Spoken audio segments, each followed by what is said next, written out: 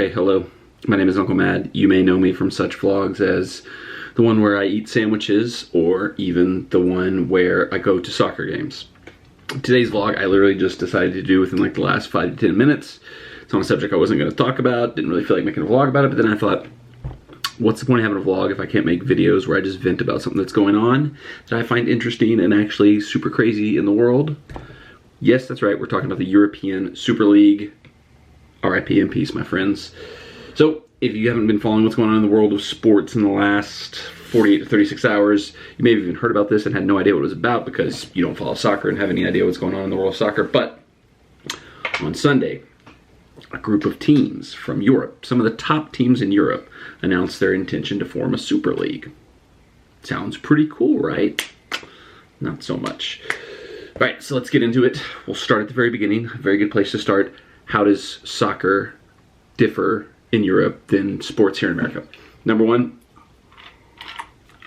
their leagues are set up in what they call a pyramid. I don't know why they call it a pyramid system. It's not exactly a pyramid. It's more, they have their top league, number one league. We'll talk about England, for example. The English Premier League, top of the tops, maybe the best soccer league in the world. All the top teams in England, the top 20 teams, are in the Premier League. They play their season. Every team in the Premier League plays each other twice during the course of the season. At the end of the season, whoever's ranked at the top of the rankings based on those results is the champion. The next 3 teams get to qualify for what is called the European Champions League. It's a competition where the top teams in England will go meet and play with the top teams in Germany, the top teams in Spain, top teams in Italy, France, Germany, some teams from like Bulgaria, Russia. Basically every team in Europe has a chance to make it into this, depending on where they are in the level. They have to be in the top of their top league domestically. So, but going back to the domestic league, those teams at the top, great. They get to go into this big super European competition. Why is that good? Prestige, the acclaim, the chance to be one of the best teams in Europe, but also money. Everything's money. But on the other side of that, the bottom of the Premier League in England, the teams that finish 18th, 19th, 20th, bottom 3, they go down to the league below the Premier League, the Championship. Weird. The Championship is second, Premier League is first. They should name these things in a more clear, less confusing way, because League One is below the Championship. So they all sound kind of cool. League One, Championship, Premier League, but it's weird. So this is how it's always been in European soccer for thousands of years. Maybe not, that's probably too long. It's been set up in a system where basically anybody has a chance to achieve the ultimate thing. Now, in reality, nobody really can. It's all still the top teams with the most money. They're going to get the most results, but there is a chance that little old Burnley could someday finish in the top 4 of the Premier League and get to have some great European nights going off to play the Real Madrids, the Bayern Munichs, the PSGs of the world. Not likely to happen ever, but it's a possibility. Look no further than the Premier League Championship won by Leicester out of nowhere. Nobody saw it coming, but it happened. It's something that can happen. Not likely that it ever will, but as we saw with Leicester, it can. So, what would the Super League be? It was proposed to be essentially a replacement for that European Champions League that we talked about. Why? Why do we need a replacement for that? What's the problem with that? It seems cool. Everybody loves it. Like, it's the most prestigious trophy right now in European club soccer. It's the top prize. Why do we need to replace it? Well, the teams that decided they needed to replace it, that wanted to start the Super League, recognized that, well, sometimes we don't make the Champions League, and we miss out on the money that comes from being in the Champions League. We want to start a league that we're guaranteed to be in. So 12 teams initially. There's supposed to be 15 founding teams. We're going to start their own league where those 15 teams would be in it every year no matter what. And they would have 5 extra spots for teams that could qualify to join them in their special secret private league. And they sold it on, you'll get to see the top teams in the world playing each other all the time. The Manchester Uniteds of the world, the Real Madrids of the world, the Barcelonas of the world, the Chelseas of the world. But that's not what it's about. They weren't trying to sit... This campaign they've been on to say that the Super League is being formed to save football. It's all a joke. It's all about to make these people a lot of money. I'll read to you the press release they released on Sunday announcing the league. All right, here we go. 12 of Europe's leading football clubs have today come together to announce they have agreed to establish a new midweek competition, the Super League, governed by its founding clubs. That's important right there. The founding clubs govern it, meaning they get all the revenue, they control it, they get to stay in it, they don't have to qualify for it, they're just always in it no matter what. Might sound familiar to American sports fans. AC Milan, Arsenal, Atletico Madrid, Chelsea, FC Barcelona, FC Inter Milan, Juventus, Liverpool, Manchester City, Manchester United, Real Madrid, and Tottenham Hotspur. Top teams in the world, yeah, right. Tottenham won one league title in their history, 1961, has never won a European tournament, but they're one of the elite clubs in the world. Okay. It is anticipated that a further 3 clubs will join ahead of the inaugural season, which is intended to commence as soon as practicable. Going forward, the founding clubs look forward to holding discussions with UEFA and FIFA to work together in partnerships to deliver the best outcome for the new league and for football as a whole. The formation of the Super League comes at a time when the global pandemic has accelerated. There they go. They're going to blame the global pandemic. You knew that was going to happen.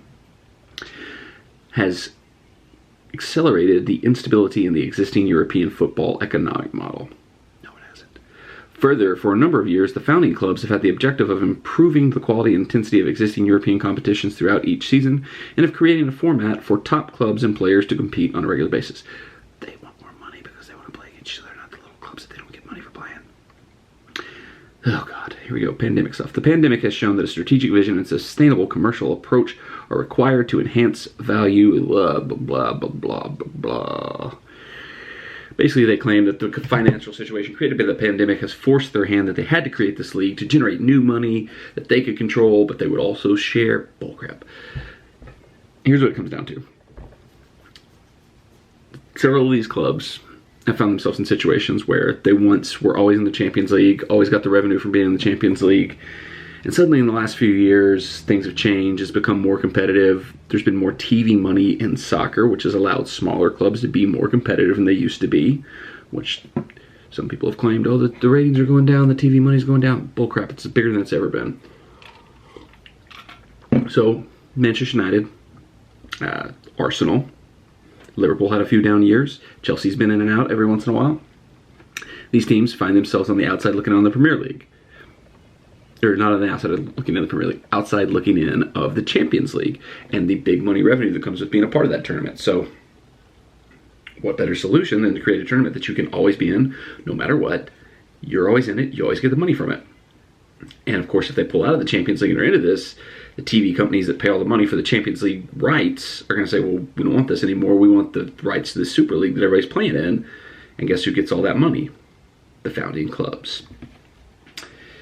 Like I mentioned earlier, this also may sound very familiar to the way, American leagues are set up, like the NFL. It's always the same 32 teams every year unless they add an expansion team or something like that. It's no coincidence that some of the teams that were probably the leading voices behind this are Manchester United, owned by the Glazer family, who own the Tampa Bay Buccaneers. Liverpool, owned by FGS John Henry, who owns the Boston Red Sox. Arsenal, owned by Stan Kroenke, who owns the Rams, who he moved to Los Angeles from St. Louis because guess what there's more of for a team to have in Los Angeles? Money. There you go. So these guys who have this history of running teams in other leagues where they don't have to worry about making sure they're qualified to be in their league, they know exactly what they're going to get every year. You get the same revenue from the TV deals every year that you're in the NFL. You don't have to worry about, if we don't play good enough, we won't be in the NFL the next year. The Glazers and the Bucks are a perfect example. Yes, they just won the Super Bowl, but for the majority of the Buccaneers' existence, they've kind of stunk. They won one Super Bowl back in the 2000s or 90s, but other than that, they've been pretty much trash the whole time, and the Glazers are billionaires on their backs. I mean, you get the same revenue every year, whether you win or lose, basically, in the NFL. You might get a little bit more if you win, but I mean, you ain't hurting if your team's not that great. I mean, the freaking Jets are still successful, and they're awful. So let's bring this model to European soccer. Let's have our own league where we're always in it no matter what. We always are guaranteed the TV revenue. We're always guaranteed the commercial revenue. Makes perfect sense, right? Everybody will love it because they'll get to see more of these marquee matchups that you only get to see every so often within the Champions League. It's perfect. Nobody will complain. Everybody will just not even notice that it's just a money grab to get us all this money. Wrong. Literally every single person in the world of soccer flipped out and decided this was the worst idea ever. Teams that weren't included protested. Fans protested. Announcers. broadcasters, politicians. Frickin' Boris Johnson was coming after the English teams that wanted to be in it. Somehow they made FIFA and UEFA, the two most corrupt organizations in the world, into the superheroes of this whole thing, because suddenly FIFA and UEFA are like, oh, this is a travesty that'll ruin the foundations of soccer. FIFA is literally like 18 months away from hosting a World Cup in Qatar. But now they're the good guys. That's how bad the Super League is, that they made UEFA and FIFA somehow the good guys in this whole situation. Absolute insanity.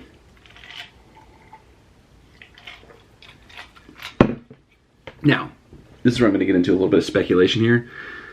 I don't think the Super League's end game was just simply replacing the Champions League. They sell it as like, oh, we want this big competition that's more financially situational. I think the long term was for all these teams that were involved was to fully break away from all the other leagues. Now, the way they had it set up was that this would be a midweek competition, so they'd still be able to participate in their domestic leagues and have the weekend games there. So Manchester United would still play in the Premier League on the weekends, and then would have these games in the Super League in midweek. I think that was just like the way they felt they could ease into it, because they wanted to start slow, to say this is to replace the Champions League, this is going to be a better setup for world football, everybody involved is going to benefit so much from it, blah, blah, blah, blah, blah, blah, blah, blah, blah, blah, blah, blah, blah, blah, blah, blah. We're going to get more money. That's basically what it all was. But I think the long-term goal was to eventually get it growing and expand it and basically make it the way an American sports league was, to where these are no longer the franchise model. They wanted to have, 20 to 25, maybe even 30 clubs all in the league, all break away from the rest of their leagues, and that's just the league they play in. They don't play in the Premier League, they don't play in La Liga, they don't play in Serie A. Just these top teams from Europe form a big European Super League, and that's the only league they're in. Would have been huge for revenue. I'm sure TV stations would have paid out the wazoo for it, but I think they wanted to ease into that by starting with it just being a European replacement for the Champions League. But we'll never know, because less than 48 hours into the process, the whole thing fell apart because so many people were opposed to it. Literally, everybody but the owners of these teams basically came out and condemned it and said it's the worst thing that's ever going to happen to soccer. It ruins the spirit of soccer, the nature, the competitive nature of you have to earn your place in the game. The little minnows coming up against the big fish, just taking all that out. Just, it's crazy. I've never seen anything like it in sports where just like across the board, fans of every club united. They were no longer enemies of each other. Rivals in the media like Jamie Carragher and Gary Neville came together to support each other on the cause. But what really killed it, and there'll be, a lot of people who they won't really point to it, but at least two that I know of, potential broadcast partners, came out and condemned the league is too strong of a word, because they just came out and said they support football in its traditional standing and that everybody should be competitive and everybody should have a chance. And they said, we have not had any negotiations about broadcasting that.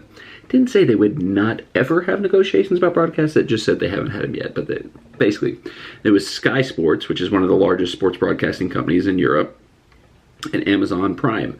Now, Amazon Prime hasn't done much in the sports market in America. They've got the Thursday night NFL game, I believe, maybe some baseball here and there. But they've invested a lot more in buying up some of the European games and broadcasting them over there.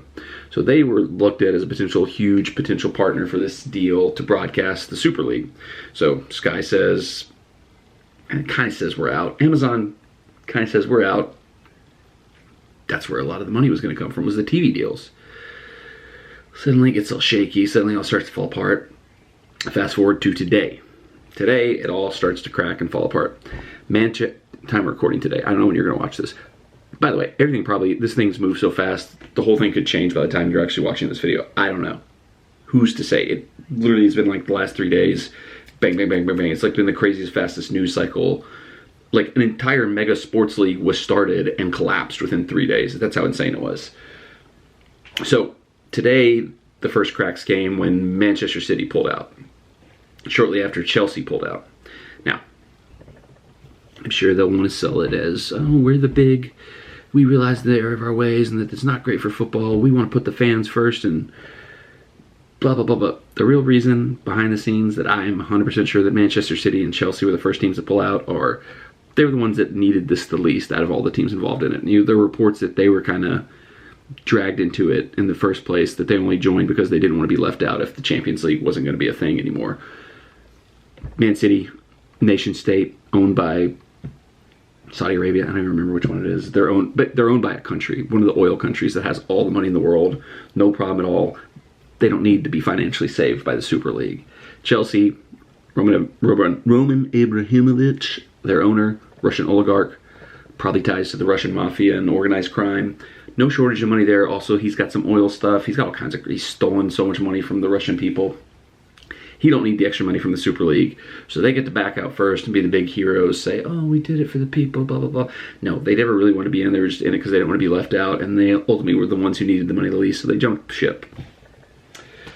So shortly after that, it starts to come out that all the English teams look like they're going to be faltering. There's been a lot of speculation about what led the other English teams to fell off. Did they feel like once City and Chelsea went, there just was no way to keep going without the full solidarity? Like I said, Boris Johnson was literally saying he was going to use the full legislative power of the English government to block this league from happening. Maybe they just... The crazy part of this whole story is how this was such a bad idea.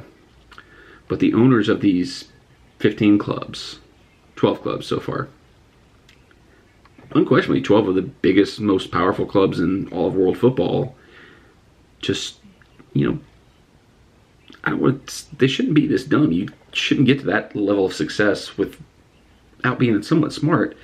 And they just had no idea the backlash this was going to get. They thought they were coming in to be the saviors of football and everybody was just going to put them on a pedestal when literally everybody just turned on them and dumped all over them. Craziest story ever. That's the craziest part of the thing, is that they just had no anticipation of this. And there's been some reports that some stuff was starting to leak out, so maybe they ran with announcing it sooner than they should have, or maybe they rushed it because they felt like they wanted to get ahead of media leaks that were starting to come out, so maybe they just weren't ready to announce it and that's why they were caught so off guard by it. But wherever the case may be, by the end of today, all 6 of the English clubs that were supposed to be in it have officially withdrawn from it, issued varying statements. Arsenal actually apologized and said they made a huge mistake by involving themselves in it. The others just said, after careful consideration, we've recognized the flaws in the plan, blah, whatever. So bad has the backlash been and all the fallout from it that Manchester United's CEO, executive vice president, I don't even know what his title is, Ed Woodward, one of the most hated mans in the club's history, resigned. This would have been a day to celebrate for so long for Manchester United fans, because he's the figurehead of everything that's been wrong with the team since Sir Alex Ferguson retired. He's not a football person. He's a banker. He got his position with the club because he helped the Glazers take over Manchester United in very shady circumstances back when they first acquired the club. So his reward for that and for his years of service to the Glazers was they put him in charge of the team. And he's basically driven it into the ground and has taken some very lucky situations of landing on Solskjaer as a manager. Some great players like Rashford coming through the academy have kept United somewhat close to where they should be, but they haven't gotten back to where they were under Sir Alex Ferguson because it's been all about making money. He's stripped them for parts. He's made sure the Glazers got their pockets lined rather than making sure the team was successful on the field. He has resigned amidst all this. Now he's claiming, the club's claiming, whoever's claiming, that the plan was always that he would step down at the end of 2021. That this is just, I don't know if they've even officially acknowledged that his resignation is tied to this, or the announcement of his resignation is tied to this. There's no way. There's no way. If you thought you were about to launch this super league that was going to have so much money and so much profit, and there's going to be so much money, Ed Woodward would have gotten so much of the money, been put in a cushy position as one of the lead executives that launched this huge, successful new super league. No way he's stepping down as soon as that's about to happen. He was going to stay. He was going to keep running the club into the ground and lining his pockets and the Glazers' pockets all along the way.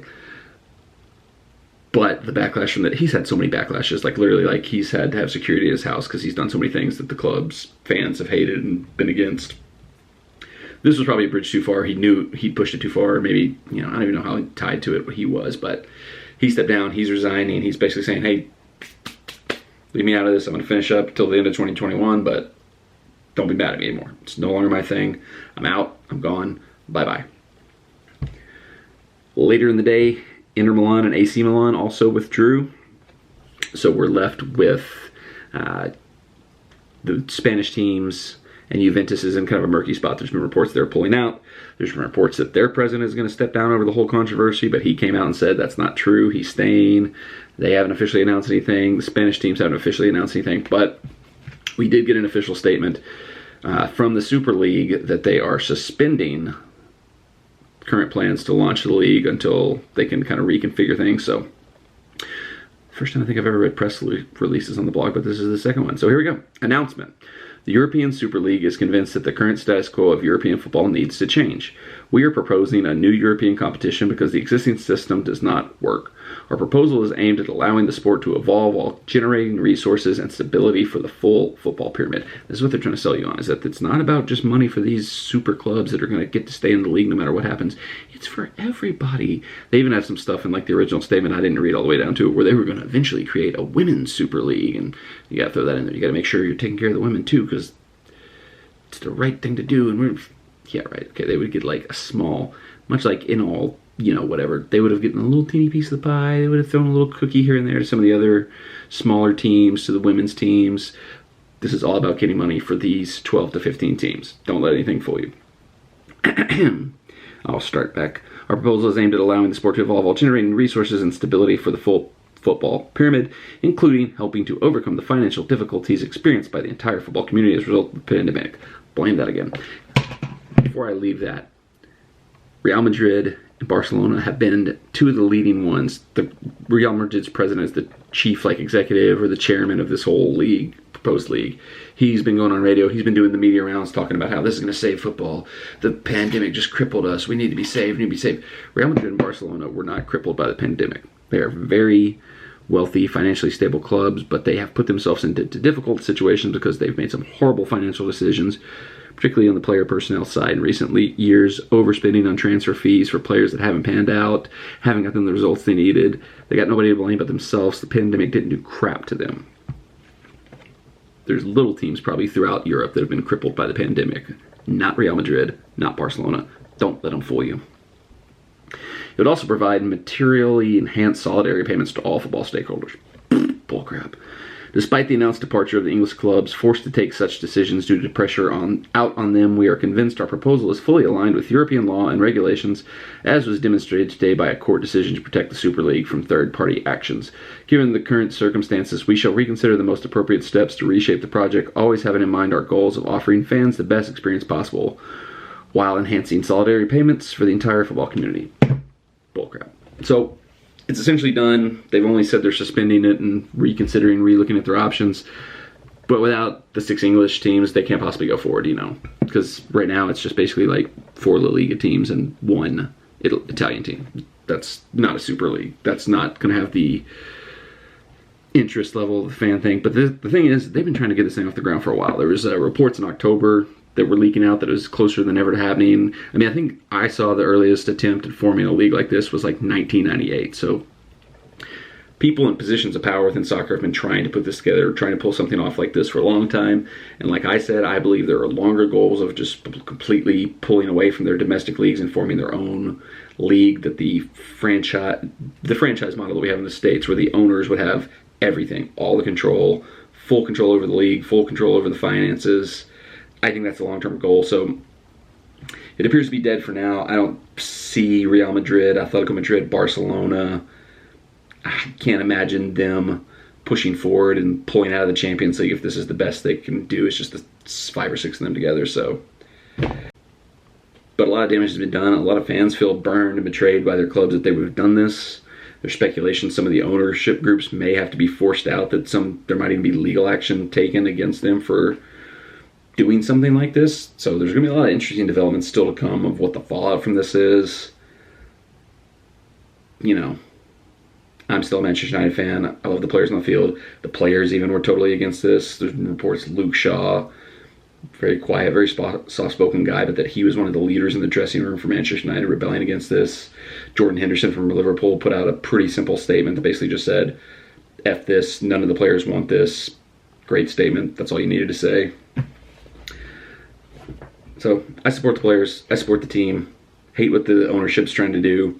Hopefully this is the last straw. People have been trying to get the Glazers out of United for forever. Hopefully this happens now. I know Liverpool fans don't really like their ownership and would like to see them go as well. A lot of interesting things are going to be happening over the next few months in world soccer. Thank you for giving me the opportunity to get that off my chest, to ramble about that. Half of what I said probably didn't make sense, but I'm glad I got to say it. Thank you for tuning in.